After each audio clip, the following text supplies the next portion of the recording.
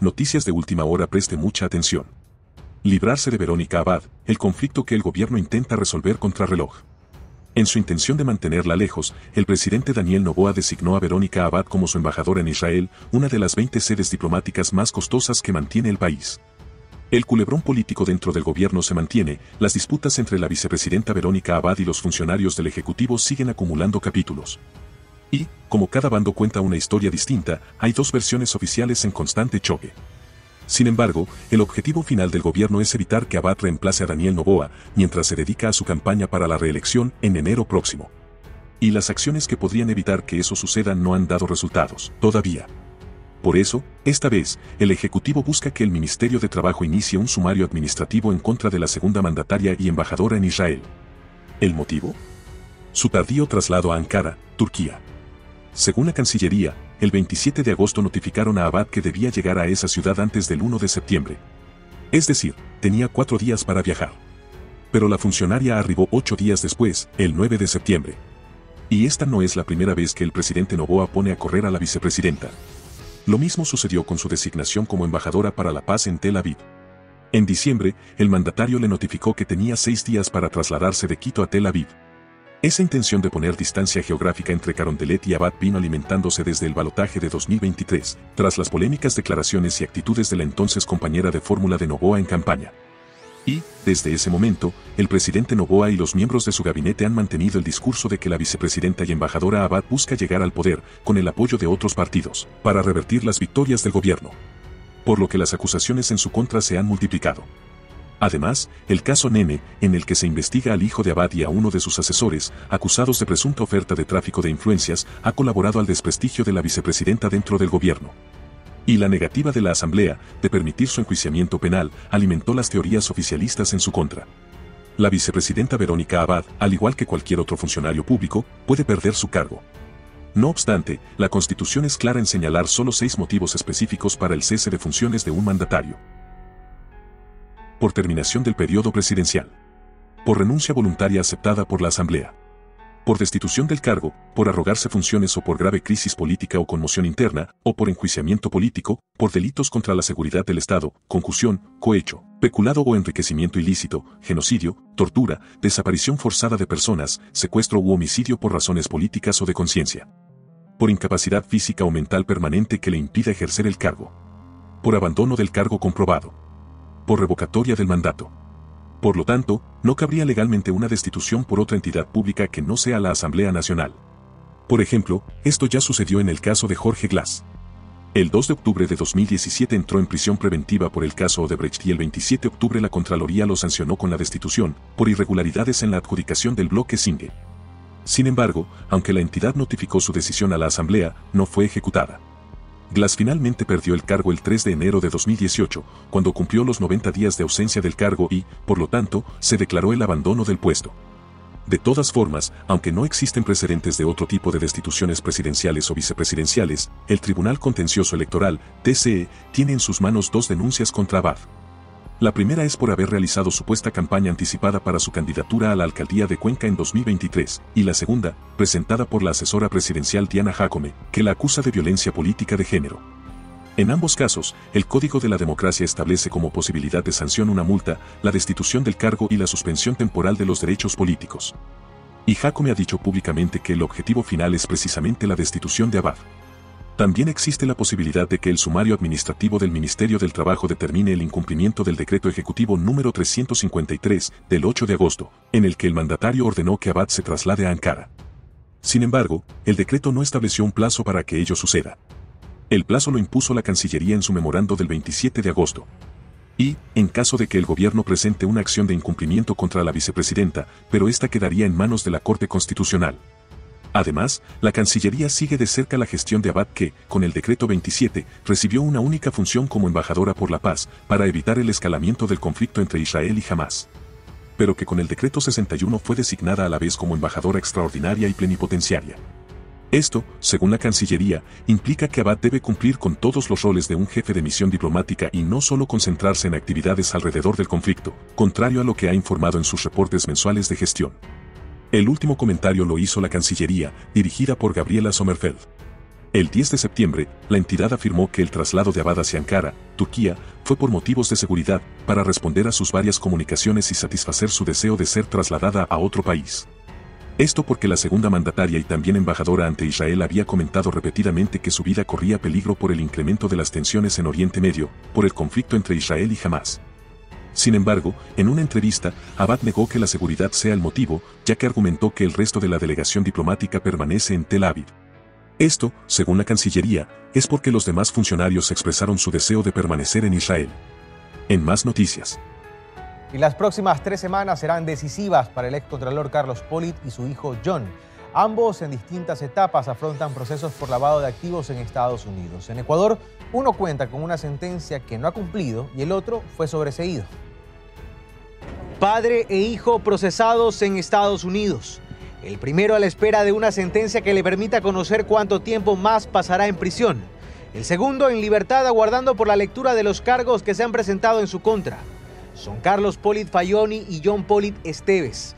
El primero conocerá su sentencia el próximo martes 1 de octubre, luego de que este viernes se conociera que la fecha de esa diligencia, fijada en principio para el 27 de septiembre, se volvió a postergar.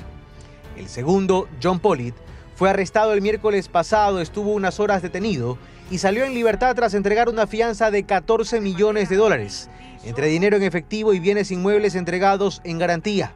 Sus pasaportes fueron decomisados, con lo que no puede salir del país. El próximo jueves 19 de septiembre deberá asistir a la audiencia en la que se leerán los 6 cargos que pesan sobre él, todos relacionados al lavado de activos en el sistema financiero estadounidense, todos por los que su padre fue encontrado culpable. En esta trama, la Fiscalía estadounidense ubica a Carlos Pollitt Fayoni a la cabeza y a su hijo John como su principal colaborador. Este último fue mencionado por casi todos los testigos que acudieron a la audiencia de su padre. Co-conspirador 1 era la etiqueta con la que las autoridades lo habían señalado. Presuntamente estaba a cargo del blanqueo de dinero a través de la compra de millonarias propiedades a nombre propio o de empresas vinculadas. Ahí se pretendía borrar el rastro de las coimas recibidas por el excontralor ecuatoriano. A decir de la Fiscalía de ese país, no menos de $16,5 millones, monto que aspiran recuperar a través de la incautación de propiedades. Fiscalía ha pedido una pena de al menos 19 años de prisión para el excontralor. Su defensa, que solo rebate el monto de las coimas, aceptando por ejemplo las recibidas por Odebrecht a cambio de no levantar informes sobre obras emblemáticas del correísmo, apela a la sensibilidad de la jueza Caitlin Williams, quien ha recibido un compendio de cartas del círculo cercano del excontralor, donde se refieren a sus buenas acciones. Eso, así como los detalles del proceso contra su hijo, están por verse. En Ecuador, el excontralor fue sentenciado a 6 años de cárcel, mientras que John Pollitt fue sobreseído por la justicia. El Banco del Instituto Ecuatoriano de Seguridad Social ha otorgado cerca de $2 millones en préstamos quirografarios en lo que va del año. Según la institución bancaria, los tiempos de entrega de estos créditos se recortaron. Por medio de un proceso de solicitud vía online, las personas afiliadas al Instituto Ecuatoriano de Seguridad Social pueden acceder a un préstamo quirografario de hasta $36.800 en un lapso de 48 horas. Las tasas de interés de este préstamo van desde el 6,50% hasta el 12,84%, dependiendo del monto y el plazo al que se pida el préstamo, que puede ser de 6 meses hasta 5 años. Esto dinamiza la economía, se puede pagar temas de estudios, se pueden de repente pagar pensiones alimenticias o inclusive comprarse un televisor. De enero a la fecha se han otorgado cerca de 2 millones de préstamos quirografarios en el país, lo que ha dejado más de $3.100 millones circulando en la economía ecuatoriana. Los únicos requisitos para acceder a este préstamo son estar afiliado al Instituto Ecuatoriano de Seguridad Social por más de 1 año y tener fondos de cesantía o de reserva. De estos, el BIES podrá prestar hasta el 95% del valor, mientras que las cuotas a pagar serían del 50% del sueldo del afiliado. Si gana 2.000, máximo del 50% de lo que gana, o sea, máximo 1.000, para que le queden los otros 1.000, como le decía hace un rato, para comer, para vestirse, para... Si bien el monto máximo es 36.800, que dependerá de la garantía, la cuota no puede superar el 50% de su ingreso. Todo el proceso para acceder a este préstamo se puede realizar vía online a través de la página web del BIES. Así también, vía online, se puede iniciar el proceso para la obtención de un préstamo hipotecario, cuya entrega puede demorar hasta 45 días. Nuestro crédito es uno de los más baratos, o el más barato del mercado.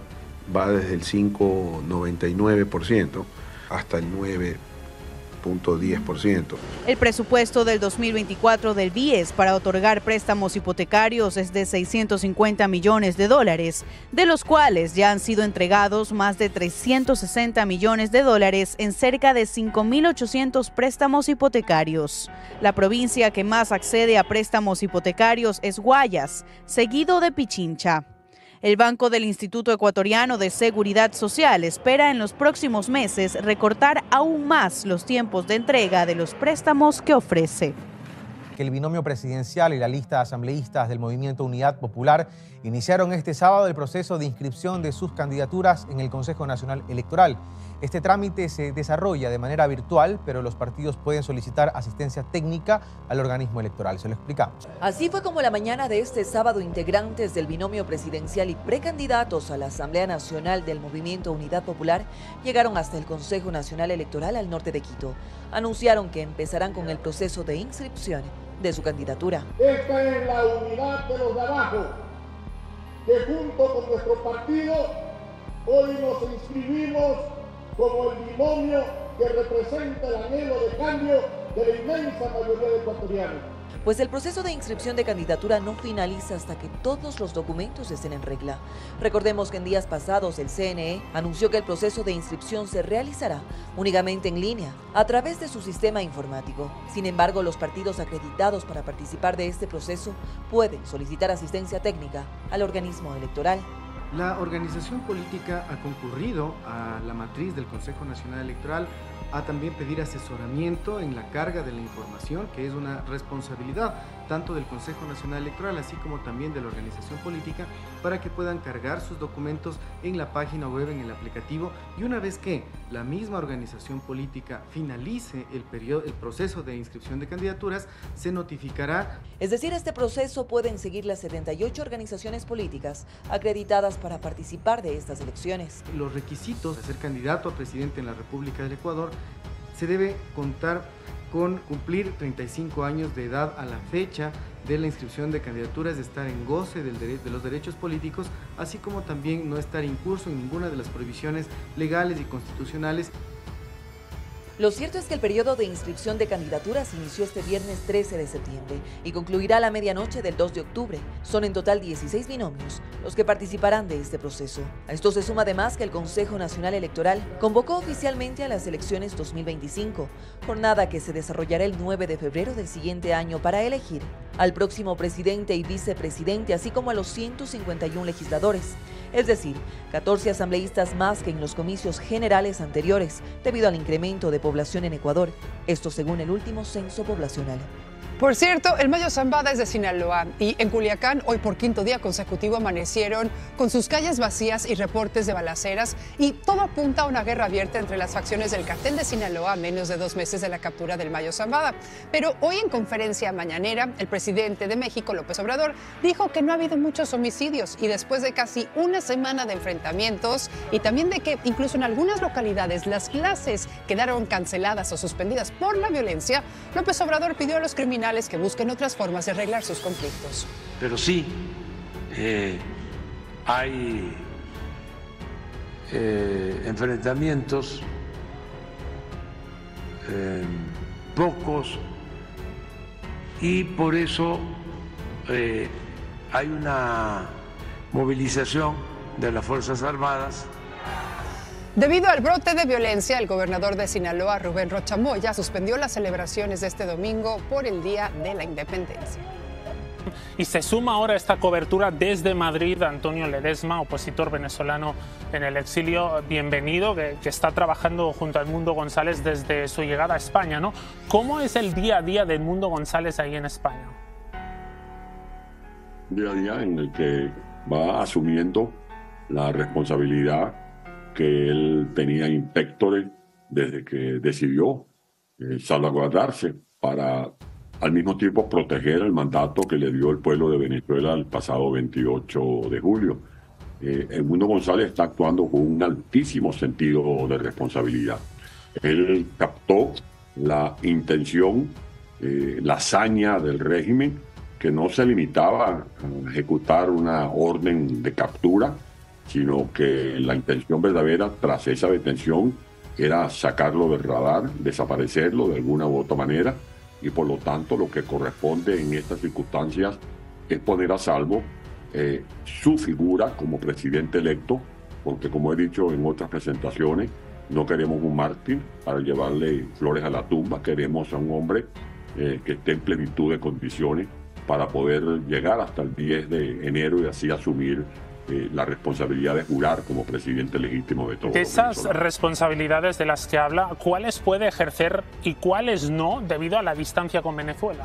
Las mismas que ya vemos en los medios de comunicación, conversando con el presidente de la República, que lo recibió en el Palacio de la Moncloa, teniendo entrevistas como las que sostuvo hoy en la mañana con el expresidente Rajoy del Partido Popular, pero también con un líder histórico del Partido Socialista Obrero Español, como es el expresidente Felipe González, atendiendo conversaciones con parlamentarios no solo de España, sino de otras partes del mundo, estructurando su agenda para desplazarse a algunos escenarios que se darán a conocer. Ya que menciona al presidente del gobierno español, de la República, que le sale supongo automático de Venezuela, se reunieron, veíamos las imágenes, pero todavía no han reconocido esa victoria electoral que ustedes demandan de Venezuela.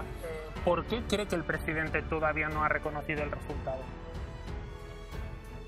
Yo creo que eso es un proceso que se va a ir consolidando. Ya el presidente Pedro Sánchez ha mantenido la posición de no validar la arbitraria proclamación que hizo Maduro de su supuesto triunfo el pasado 28 de julio.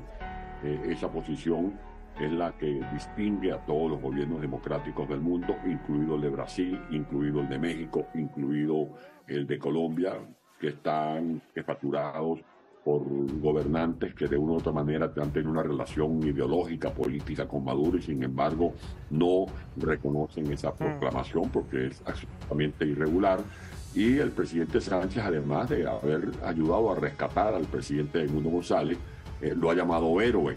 Y cuando hay un héroe, hay un villano y el villano es Maduro. Y el héroe es el que gana y si es el que gana, ese héroe tiene que ser reconocido como ganador. Y esto es lo que aspiramos que se concrete en los próximos días. Gracias desde Madrid, muchísimas gracias Antonio Ledesma, que fue alcalde del área metropolitana de Caracas y es uno de los miembros de la oposición. Con el voto mayoritario del correísmo, la Comisión de Fiscalización de la Asamblea archivó la solicitud de juicio político en contra del exsecretario de la Administración Pública, Sebastián Corral. Lo hizo luego de la asambleísta Patricia Núñez, proponente del juicio, retiró la solicitud. Con 5 votos a favor, 4 que vinieron del correísmo y 1 de la legisladora alterna del asambleísta de ADN, César Umajinga, se archivó la solicitud de juicio político en contra del exsecretario de la Administración Pública, Sebastián Corral. Esta decisión la tomó en una sesión virtual la Comisión de Fiscalización debido a que la noche de este jueves la legisladora Patricia Núñez del correísmo retiró esta solicitud de enjuiciamiento. Según la presidenta de esa comisión, Pamela Aguirre, esto significó que ya la mesa legislativa acató la sentencia judicial y dio trámite, pero al no encontrar los requisitos completos, se archivó. Finalmente, el juicio político al exsecretario de la Administración Pública, Sebastián Corral, no se tratará en la Asamblea. Mi decisión es retirar este juicio político, que mi decisión es irrevocable. Y es que este viernes, en una sesión virtual, la Comisión de Fiscalización decidió archivarlo. La moción de la asambleísta de la Revolución Ciudadana, Sofía Espín, contó con 4 votos del correísmo y 1 de la alterna de César Umajinga de ADN. Porque ya no cumple los requisitos, dado que el proponente retiró su pedido de juicio político. Previo al archivo, en la comisión se leyeron los oficios en los que la asambleísta de la Revolución, Patricia Núñez, anunció su retiro de la solicitud de enjuiciamiento en contra del exsecretario y también el pedido de la asambleísta de ADN, Valentina Centeno, para incorporar 15 firmas a este juicio. Lo último no fue admitido, pues solo lo puede hacer la proponente. Continuar con un juicio político sin el respaldo constitucional requerido sería una violación a este principio. Quien tiene que presentar las firmas de respaldo al juicio político es el proponente. Con esto, según la presidenta Aguirre, se dio cumplimiento a la sentencia judicial que les obligaba a tramitarlo nuevamente, pero aclaró que al no contar con los mínimos requisitos, este debe ser archivado. Se ha cumplido con la sentencia constitucional. En este instante lo que corresponde es notificar a la ex proponente por conocimiento y también al ex enjuiciado. De acuerdo a la sentencia, el siguiente juicio a tratar es del exministro de Finanzas Pablo Arosemena, donde la interpelante es la asambleísta Inés Alarcón, quien también presentó la acción de protección. Luego es el turno de Andrea Montalvo, exsecretaria de Educación Superior. Sin embargo, la solicitud en contra de esta última también fue retirada.